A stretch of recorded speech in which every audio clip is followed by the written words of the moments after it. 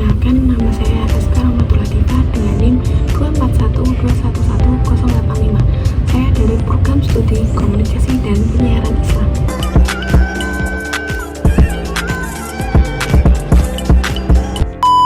Pada video ini saya akan membahas mengenai komunikasi politik di era kontemporer dengan mengintegrasikan berbagai materi yang telah disampaikan pada satu semester ini.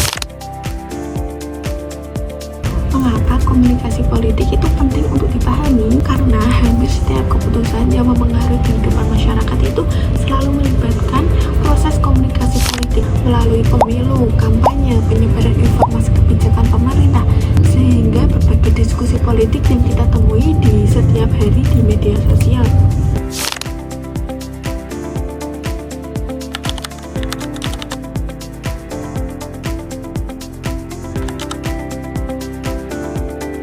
Era digital saat ini, komunikasi politik berkembang sangat pesat. Jika dahulu masyarakat memperoleh informasi dari koran, radio, televisi, kini informasi dapat diterima dalam hitungan detik saja melalui media sosial dan internet. Perubahan ini menghadirkan peluang sekaligus tantangan. Di satu sisi, masyarakat menjadi lebih mudah memperoleh informasi dan berpartisipasi dalam politik.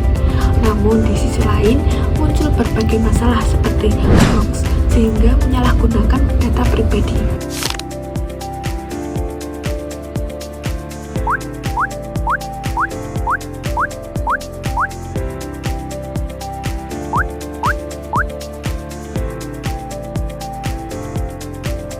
Melalui video ini, saya akan menjelaskan konsep dasar komunikasi politik, peran media, strategi kampanye politik, dampak terhadap masyarakat, hingga studi kasus komunikasi politik pada pemilu Indonesia.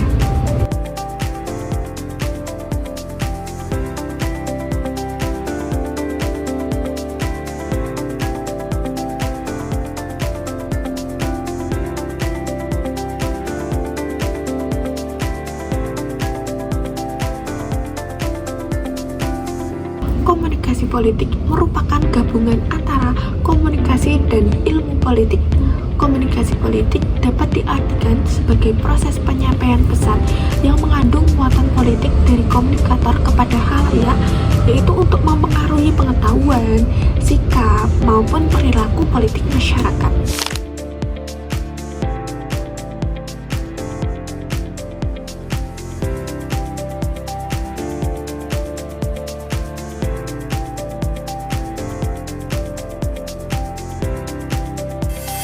Gabriel Almond bahkan mengibaratkan komunikasi politik sebagai sistem pengedaran darah pada sistem tubuh manusia. Melalui komunikasi politik, inspirasi masyarakat itu dapat disampaikan kepada pemerintah dan kemudian diolah menjadi kebijakan publik.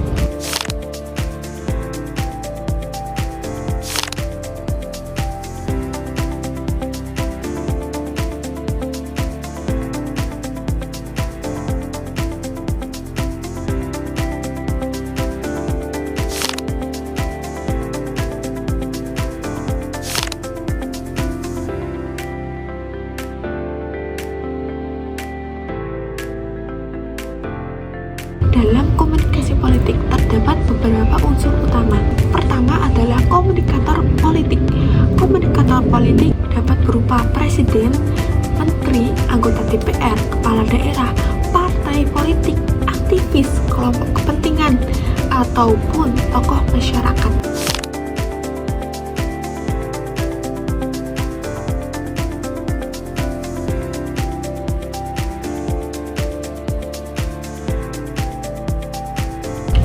Yang kedua adalah pesan politik. Pesan politik adalah segala bentuk informasi yang mengandung nilai-nilai kepentingan dalam politik.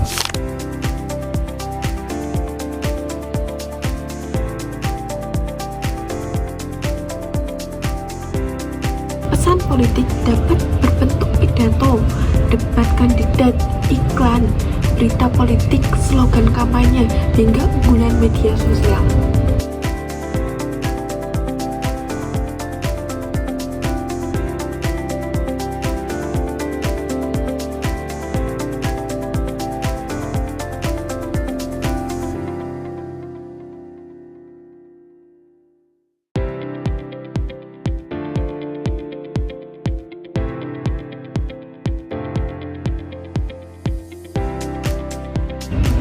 ketiga adalah media atau saluran komunikasi politik.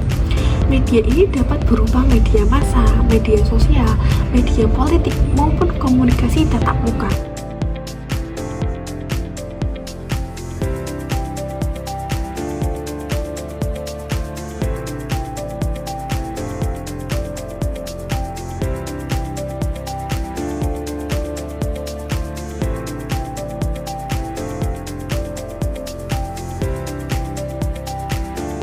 Keempat adalah khalayak atau masyarakat sebagai penerima pesan politik.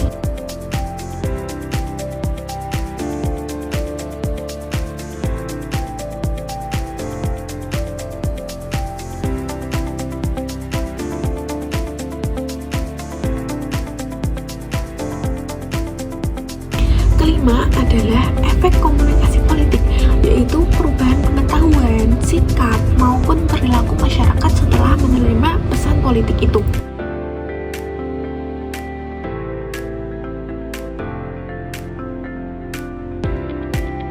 Selain itu, terdapat aktor utama dalam komunikasi politik itu sendiri.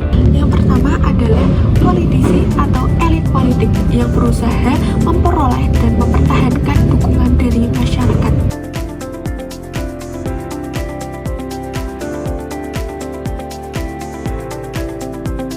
Kedua adalah media yang berfungsi menyebarkan informasi sekaligus membentuk opini publik.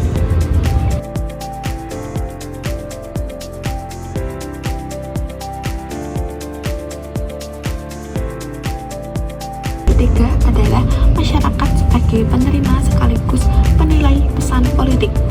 Ketiga sektor ini dapat terhubung dan membentuk dinamika komunikasi politik dalam kehidupan demokrasi. Hubungan antara media dan politik sangat erat.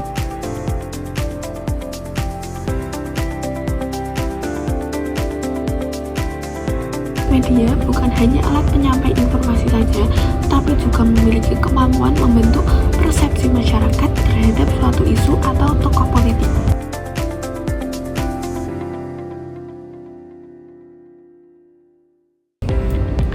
Terdapat beberapa teori yang menjelaskan hubungan media dan politik. Teori pertama adalah teori jarum suntik. Teori ini beranggapan bahwa media itu memiliki pengaruh yang sangat kuat terhadap masyarakat.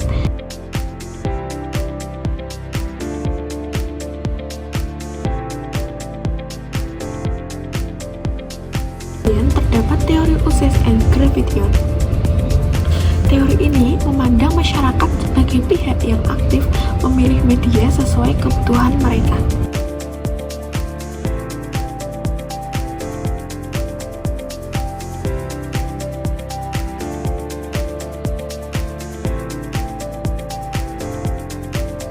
Masyarakat tidak lagi dianggap pasif dalam menerima informasi.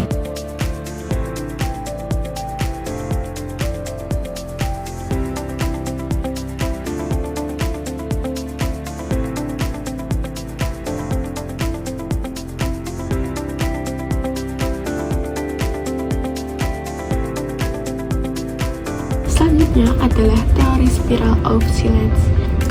Teori ini itu menjelaskan bahwa kelompok minoritas sering memilih diam karena takut dikucilkan oleh kelompok mayoritas.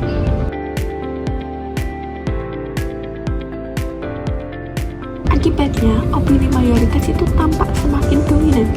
Ada pula teori Conservation yang menjelaskan bahwa paparan media itu terus-menerus dapat membentuk persepsi masyarakat terhadap realitas sosial.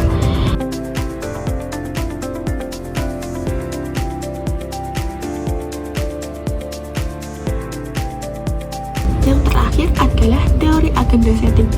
Menurut teori ini, media itu tidak menentukan apa yang harus dipikirkan masyarakat, tetapi menentukan isu yang dianggap penting oleh masyarakat.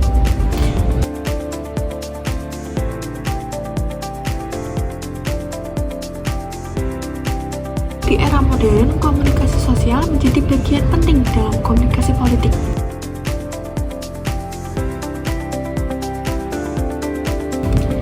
Media sosial memiliki beberapa keunggulan seperti cepat, mudah, interaktif, dan mampu menjangkau khalayak luas. Melalui media media sosial, politisi itu dapat berkomunikasi langsung dengan masyarakat tanpa perantara.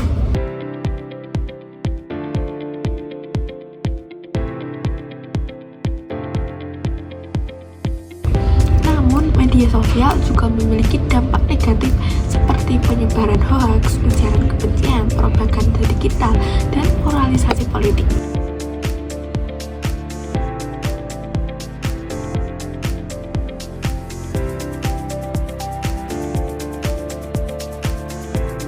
Dalam komunikasi politik, keberhasilan penyampaian pesan itu sangat dipengaruhi oleh strategi yang digunakan. Salah satu strategi yang penting adalah retorika politik. Retorika politik merupakan kemampuan penyampaian pesan secara persuasif agar mampu mempengaruhi audiens. Tokoh politik yang memiliki kemampuan retorika yang baik biasanya itu lebih mudah mempengaruhi dukungan dari masyarakat.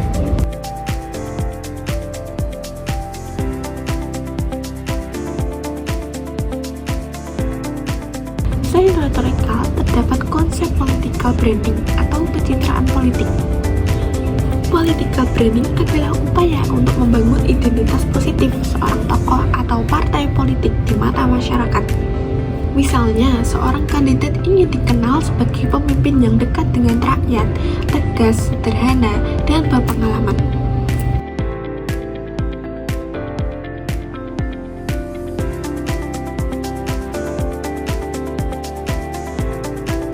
Selanjutnya terdapat political marketing. Political marketing merupakan penerapan konsep pemasaran dalam dunia politik. Jika perusahaan memasarkan produk kepada konsumen, maka politisi memasarkan ide, program, citra kepada pemilih.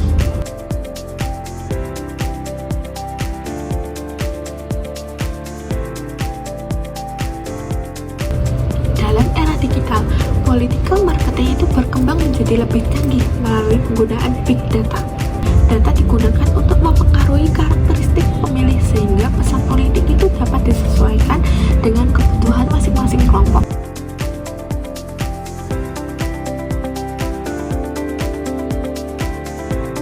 Kampanye politik modern juga bermanfaat media sosial seperti Instagram, TikTok, Facebook, X maupun YouTube.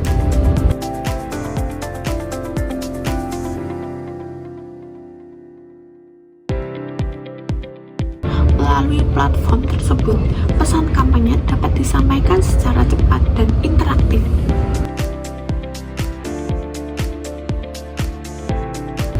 Selain itu, media sosial memungkinkan terjadinya komunikasi dua arah antara kandidat dan masyarakat.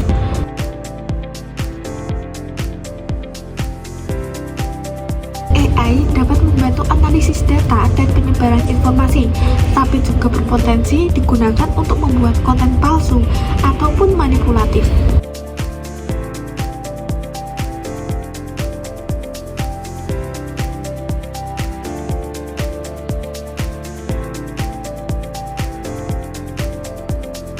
Oleh karena itu, literasi digital menjadi kebutuhan utama bagi masyarakat.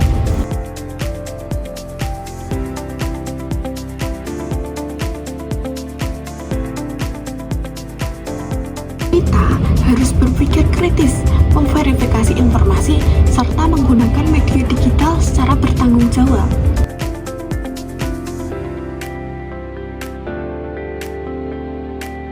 Dengan demikian, komunikasi politik dapat menjadi sarana untuk memperkuat demokrasi, meningkatkan partisipasi masyarakat, dan menciptakan kehidupan politik yang lebih sehat lagi.